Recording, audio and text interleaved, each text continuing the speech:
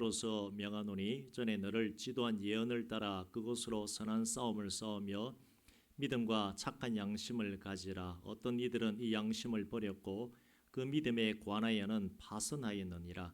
그 가운데 후메네오와 알렉산더가 있으니 내가 사탄에게 내준 것은 그들로 훈계를 받아 신성을 못 오가지 못하게 하려 함이라.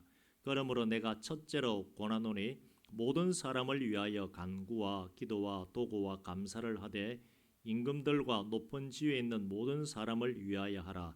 이는 우리가 모든 경건과 단정함으로 고요하고 평안한 생활을 하려 합니다마는 하나님은 우리에게 말씀하시길 기도하라고 합니다. 이제 녹화하면 됩니다. 기도라고 하는 단어만큼 녹화하면 됩니다. 답답한 단어도 없을 것입니다.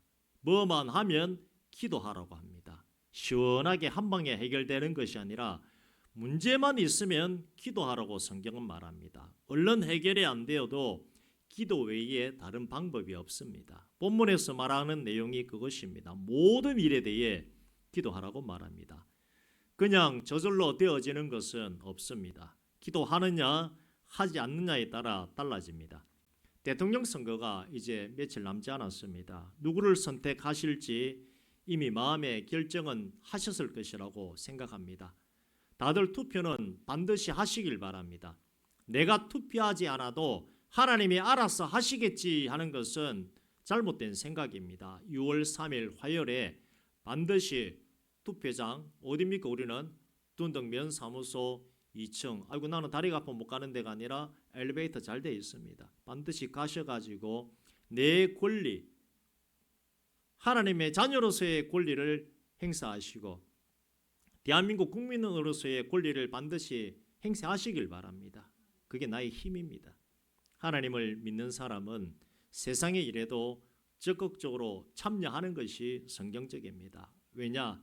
이 땅은 내가 살아가는 곳입니다. 내가 살아가는 곳에 내가 관심을 가지지도 않고 관심을 기울이지 않는다면 누가 내 인생을 주장하고 이끌고 가겠습니까? 내 인생은 내 것이지 남의 것이 아닙니다. 내가 무엇인가를 하지 않아도 하나님이 알아서 다 하시겠지 하는 것은 조금은 부족하고 잘못된 신앙관입니다.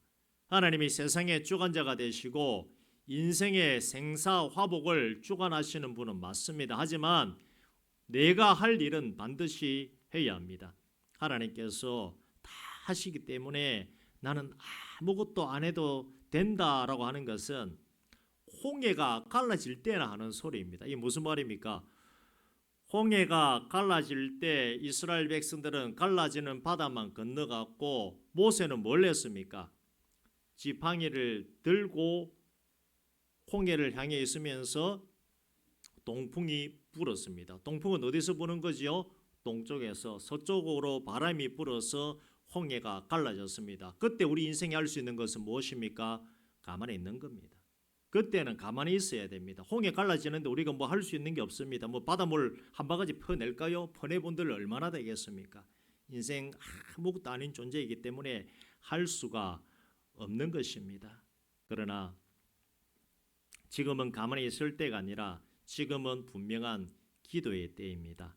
내가 아무것도 하지 않고 가만히 있으면 그것은 죄악입니다. 본문은 사도 바울이 믿음 안에서 낳은 아들 디모데에게 보낸 편지의 내용이고 그 내용을 보면 우리 믿음의 사람이 어떻게 살아가야 하는지에 대해서 말해주고 있는 내용입니다. 18절에 보면 이렇게 말합니다. 내가 전에 너를 지도한 예언을 따라 그것으로 선한 싸움을 싸워라 이렇게 말합니다. 뭐라고 과거에 지도한 것인지는 모르지만 바울이 디모데에게 예언한 적이 있다는 겁니다. 예언의 말씀을 통해서 지도했다는 것이죠. 그 예언에서 나온 말을 따라 선한 싸움을 싸우러 갑니다. 선한 싸움을 싸우라고 한 말을 가지고 추측을 해본다면 아마 믿음 안에서 바른 신앙생활을 하도록 권면의 예언이 나온 듯합니다.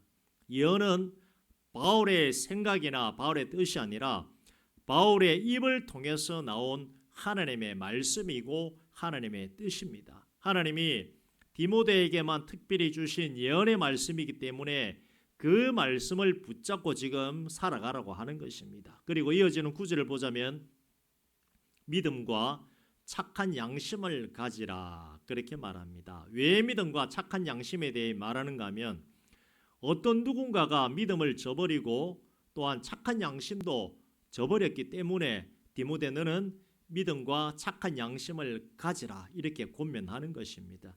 그리고 그 사람들은 믿음에 관하여는 파선했다고 합니다. 파선이 뭡니까? 배가 그냥 박살난 거지요. 아예 그냥 믿음이 곤두박질 쳐서 교회에서 사라져 버렸다는 것입니다. 그렇게 믿음에 파선한 사람 가운데는 후메네오와 알렉산더라고 하는 사람이 있는데 바울이 뭐라 그럽니까? 후메네오와 알렉산더를 사탄에게 내주었다라고 이렇게 말합니다. 우리 방화교회 출석한 분 가운데 사탄에게 내어준 성도가 있다 그러면 이게 무슨 뜻이겠습니까? 지금 만일 보이지 않는 누군가가 예를 들었습니다. 누구 특정한 분이 아닙니다. 우리 방학교에 출석한 누군가가 있는데 사탄에게 내어주었다 그러면 이게 무슨 말이겠습니까? 악한 일을 하고 죄를 많이 지었다 그런 사람을 우리가 사탄이라고 하지 않습니다. 교회에 피해를 주는 성도가 있다 그러면 어떠합니까? 당에 먼저 소집을 합니다. 해가지고 장로님하고 저하고 의논합니다. 이 성도가 이런 죄를 지었습니다. 어떡할까요? 그러면 1차적으로 징계를 내립니다. 맨 뒤에 앉아가지고 6개월 동안 반성하세요 하면서 대신에 성찬에는 참석 못하도록 그런 식으로 벌을 수찬정지 벌을 내립니다. 그리고 나중에 회개하면 돌아오도록 회개 받아줍시다 하면서 당에서 결정을 내리고 또 우리가 공동회의나 재직기를 통해서 이렇게 하기로 했습니다 하면 성도분들이 예 그렇게 합시다 하면 그렇게 합니다. 그게 왜 그렇습니까? 사랑 안에서 교회는 나가기 때문에. 근데 사탄에게 내어줬다는 것은 그런 식의 죄가 아닙니다. 사탄에게 내어줬다는 것은 뭡니까? 이단에 빠진 겁니다. 이단에 빠진 사람을 사탄에게 내어줬다는 겁니다. 하나님을 대적하고 교회를 대적하고 예수님이 잘못됐다라고 하는 그런 이단에 빠진 것입니다. 본문에 보니까 그렇게 말하고 난 다음에 바울이 뭐라 그러냐면 2장 1절에 보시면요. 그러므로라고 그렇게 말하지요. 그러므로라고 하는 말의 의미가 뭡니까? 앞에 내가 이러저러한 말을 했기 때문에 이제 이렇게 내가 말을 한다, 이렇게 해야 된다라고 할 때 쓰는 그 의미의 단어가 그러므로입니다. 앞에서 한 말이 뭡니까? 착한 양심과 믿음에 관해서 얘기했었고 또한 디모데에게 예언한 내용도 있습니다. 그러므로 이제 말한다 하는 것이 뭔가 하면 뭡니까? 첫째, 모든 사람을 위해 간구와 기도와 도고를 하라 이렇게 말합니다. 간구, 기도, 도고를 한 단어로 뭉치면 기도입니다. 간구도 기도이고 기도는 기도지요. 도고도 기도입니다. 그러면 도고가 뭔가? 도고라고 하는 말이 조금 경상도 말로 도고 하면 좀 달라 하는 겁니다만 그런 뜻이 아니라 우리 교단에서는 중보라고 하는 말을 사용하지 않습니다. 왜 그러냐면 중보기도 하시는 분이 누굽니까? 예수님 한 분밖에 안 계십니다. 지금도 하나님 보좌 우편에서 우리를 위해 기도하고 계신다 할 때 그 예수님의 기도가 중보기도입니다. 그래서 중보기도는 예수님이 하실 때만 중보기도이지 우리가 아이고 제가 우리 장로님 권사님 위해서 중보하겠습니다 하면 제가 누구 자리까지 올라간 겁니까? 예수님 자리까지 올라간 겁니다. 그래서 우리는 중보라고 하는 말을 사용하지 않고 도고합니다라고. 도고라고 하는 말이 저도 의미가 확 와닿지는 않습니다. 대신 우리가 뭐라 그럽니까? 합심해서 기도하겠습니다. 제가 기도하겠습니다. 기도해드리겠습니다. 그렇게 의미를 아시면 되겠습니다.